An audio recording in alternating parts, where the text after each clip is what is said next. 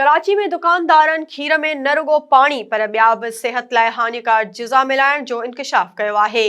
SS news जे reporter नबी बख्श ख़ासि ख़ैली मूजिबि खीर सिहत बख़्श हुजे या सिहत जो दुश्मन, पाणी मिलाइण खां घणो अॻिते निकिरी वियो आहे। वधीक खीर हासिल करण लाइ मींहं खे इंजेक्शन ॾियणु गैर क़ानूनी आहे, पर कराची जे वाड़नि ते इहो अमल मामूल जो हिसो आहे। खीर खे ख़राब थियण खां बचाइण लाइ ख़तरनाक केमिकल जो इस्तेमाल बि आम थी वियो आहे।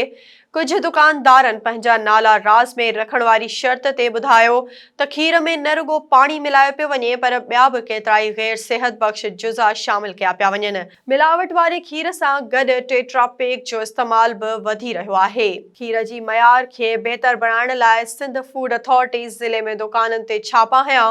टेस्टिंग खां पोइ मिलावट वारा खीर मिलिया। मिलावट वारो खीर हारियो वियो।